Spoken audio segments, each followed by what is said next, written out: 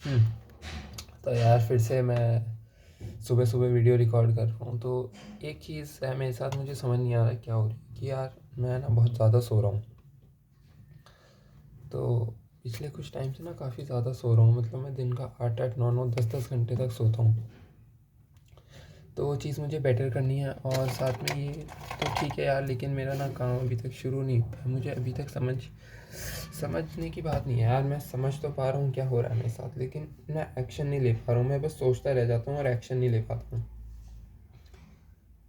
और मैं उस स्टेट में आ ही नहीं पा रहा हूँ कि मैं एक्शन लूँ। मैं चाहता हूँ कि मैं फटाफट अपनी लाइफ का कंट्रोल अपने पास लूँ और एक्शन लूँ। मैं ना फिर वही बार बार उसी लूप में फंस जाता हूँ, चीज़ों को बहुत ज़्यादा धीरे धीरे स्लो पेस पे करना। ठीक है, स्क्रीन टाइम मेरा इतना ज़्यादा है कि स्क्रीन में अपना उलझे रहना, स्क्रोलिंग में उलझे रहना। तो ये चीज़ें जो बार बार मुझे फंसा रही हैं, और फिर वही उसी तरीके की सोच में फंसे रहना कि भाई यार मेरे पास टाइम तो निकल चुका है, ये चीज़ें हो चुकी हैं, अब मैं क्या करूँगा, क्यों करूँ, है ना। इस तरीके की जो नेगेटिव थॉट्स हैं, मतलब कि अब मैं करूँगा तो कुछ होगा कि नहीं होगा, और ब्ला ब्ला ब्ला ब्ला ब्ला, ऐसे वो हज़ारों थॉट्स ही मेरे दिमाग में घूमते रहते हैं। फिर जैसे मैंने बताया, मैडम भी हैं मेरे पास पास नहीं है, लेकिन उनके बारे में सोचना कि क्यों ऐसा किस लिए, तो वो भी मेरे दिमाग को काफ़ी ज़्यादा कंज्यूम करती है। तो इस तरीके से यार मेरा दिमाग ना बस कुछ फालतू की ओवर थिंकिंग में कंज्यूम होता जाता है, जो मुझे हटानी है। ठीक है, हटानी मतलब क्या, काटनी है, और इनको मैं आज से ही काटने की कोशिश है, इनको मैं आज से ही काट रहा हूँ। ठीक है, मैं अपना 1-2 नोटबुक लूँगा, खाली नोटबुक, और उन पे लिखूँगा कि किस किस तरीके से मेरा एक शेड्यूल होना चाहिए जो मैं चाहता हूँ मैं फ़ॉलो करूँ, और किस तरीके से मैं अपने आप का जो लर्निंग ग्राफ है वो इंक्रीज़ करूँ यार। क्योंकि मैं समझ नहीं पा, समझने की वो बात नहीं है, लेकिन मैं क्या ना टाइम बहुत ज़ाया कर देता हूँ भाई। टाइम वेस्ट इतना ज़्यादा हो जाता है ना कि मैं कुछ बोल नहीं सकता। तो अब मुझे कोशिश नहीं भाई, अब मेरा सिंपल और सिंपल एक ही मोटिव है, एक ही गोल है कि मुझे सिर्फ और सिर्फ खुद पे काम करना है इस समय, और खुद को ही आउटलुक करना है। ठीक है, मैं नहीं चाहता कि मैं किसी फालतू दूसरे बंदे की वजह से बस अपने आप को ख़राब करूँ। मैं हमेशा से, देखो अभी तक मेरे पास एक ही रीज़न था खुद को ख़राब करने का, वो था मेरी खुद की ओवर थिंकिंग और मेरा खुद का नकारापन इन द सेंस वो ओवर थिंकिंग ही है। ठीक है, अपने आप को डिप्रेस्ड रखना, अपने आप को मतलब उस ओवर थिंकिंग के लूप में फंसा देना। ठीक है, एक विक्टिम की तरह प्ले करना हमेशा, वो अपनी एक्शंस की रिस्पॉन्सिबिलिटी खुद ना लेना। ठीक है, और सिर्फ सोचते रहना, उनको एक्शंस में तब्दील ना करना। तो ये चीज़ें थी जो हमेशा मुझे एक रिग्रेट वाली फीलिंग यार कि काश ये नहीं हुआ होता, तो क्योंकि मैंने अपने एक्शंस का जो ज़िम्मेदारी है, जो रिस्पॉन्सिबिलिटी है, वो हमेशा खुद नहीं लिया, वो हमेशा दूसरों पे थोपी। हमेशा बोला ना, एक विक्टिम की तरह मैं प्ले करता था, तो हमेशा ना बस ये करता रह जाता था, और उससे एट द एंड नुकसान क्या हुआ, एट द एंड नुकसान तो मेरा ही हो रहा है। ठीक है, तो मैं चाहे कितना ही रंडी रोना कर लूँ, कितना ही बकचोदी कर लूँ, लेकिन क्या फ़र्क पड़ता है। तो कल ही मैं किताब पढ़ा, द साइकोलॉजी ऑफ मनी। तो वो किताब बहुत अच्छी है, और उसके चैप्टर 2 में यही बात होती है कि आप कितने सक्सेसफुल होते हो या नहीं होते हो, इसमें 2 फैक्टर्स, रिस्क और लक, बहुत इंपॉर्टेंट होते हैं, और लोग ना बहुत ज़्यादा नज़रअंदाज कर देते हैं इन दोनों फैक्टर्स को। मतलब सच बोलूँ, लक और जो ये रिस्क है ना बहुत इंपॉर्टेंट है, और रिस्क भी ठीक है। क्योंकि रिस्क क्या होता है भाई, जो बंदा लकी नहीं हो पाता अपने डिसीजंस में, जो एक तरीके से बोल लो कि काइंड ऑफ वो चीज़ें अचीव नहीं कर पाता जो वो चाहता था, तो रिस्क हो गया, बोल सकते हैं कि उसने रिस्क लिया, या फेल हो गया, फेलियर हो गया। और जिसको मिल गया उसको बोलते हैं भाई उसने मेहनत की। लेकिन क्या सिर्फ उसकी मेहनत से हमें सब कुछ मिल सकता है क्या? नहीं, वो एक लक फैक्टर होता है हमारे पास, जो किसी भी बंदे को उस लेवल तक पहुंचाने में बहुत हेल्प करता है। ठीक है, ऑथर ने हमें सिंपल बिल गेट्स का एग्जांपल दिया था कि किस तरीके से बिल गेट्स के पास तो 1 in a million चांस था कि मतलब जिस स्कूल में बिल गेट्स गए उसी स्कूल में कंप्यूटर्स थे। ठीक है, पूरे यूएस में सिर्फ उस स्कूल में, इकलौते स्कूल में कंप्यूटर्स थे।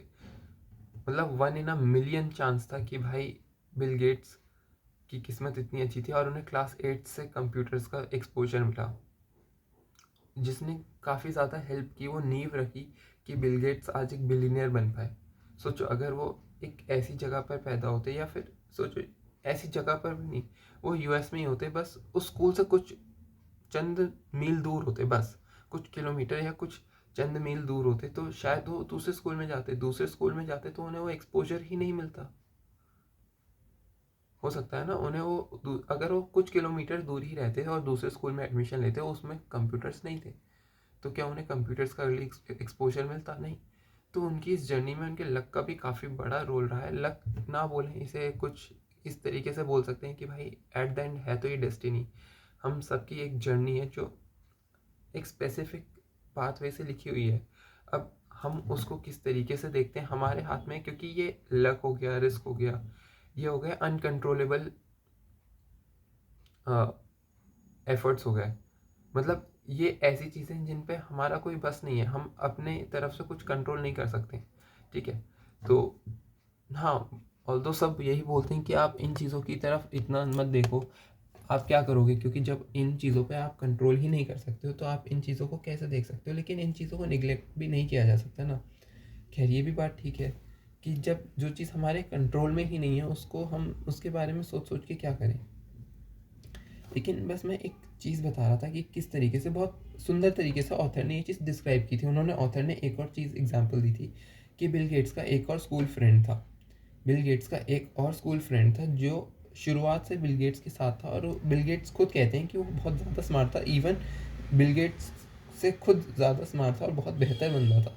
लेकिन क्या हुआ, अर्ली एज में उस बंदे को कैंसर हो गया, जिससे उसकी डेथ हो गई। और उस कैंसर को मतलब उस कैंसर के जो रेशियो था ना, जो चांसेस थे किसी भी बंदे में होने में उस टाइम पे 1980s के टाइम पे, 1980s नहीं, अर्ली 1920s में, वो थे ऑलमोस्ट ऑलमोस्ट पता है कितने? वो भी 1 in a million चांस थे। मतलब 1 मिलियन लोग, 10 लाख लोगों में से सिर्फ एक बंदे को होने का वो चांस था, और वो उस बंदे को हुआ जो बिल गेट्स का दोस्त था।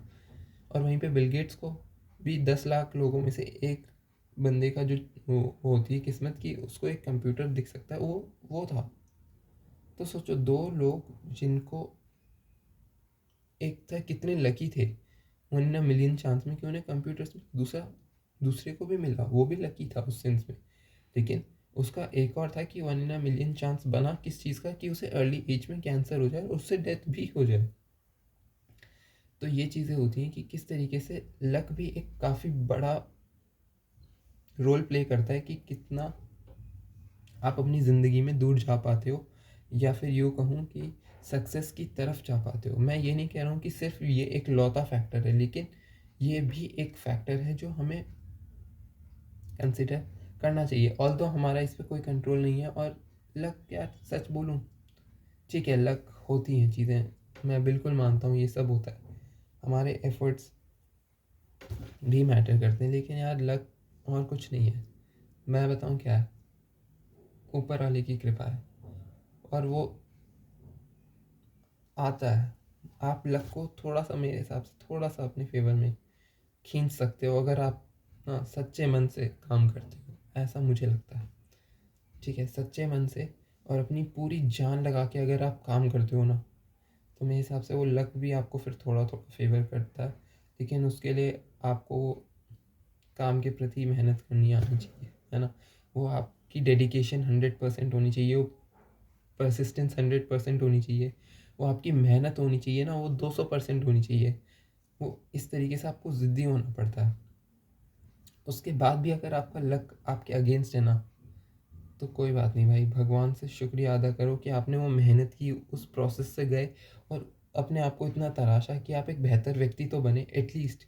ठीक है, जो भी गोल था उस तक नहीं भी पहुँचे तो भी कोई बात नहीं, आपने जो इतनी मेहनत करके खुद को तराशा, खुद को पिघलाया, खुद को तोड़ा ना, उसमें उस प्रोसेस में जो आप एक बेहतर बंदे बनकर निकलते हो ना, वो भी काफ़ी ज़्यादा रिकमेंडेबल चीज़ है।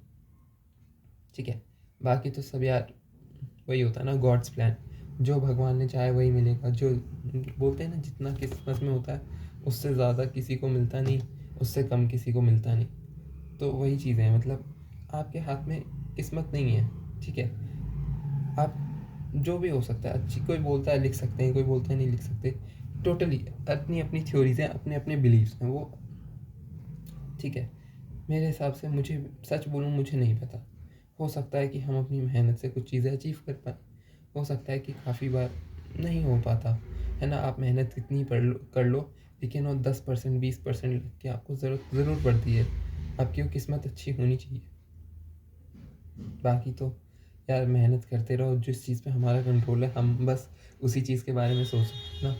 हमारे हाथ में सिर्फ वो मेहनत है, वो एफर्ट्स डालने वाला पार्ट है, बाकी लक का पार्ट उन पे छोड़ दो, ठीक है।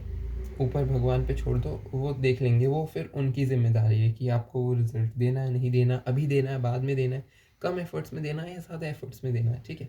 वो टोटली उनका डिसीजन है, हमारे हाथ में बस अपने एफर्ट्स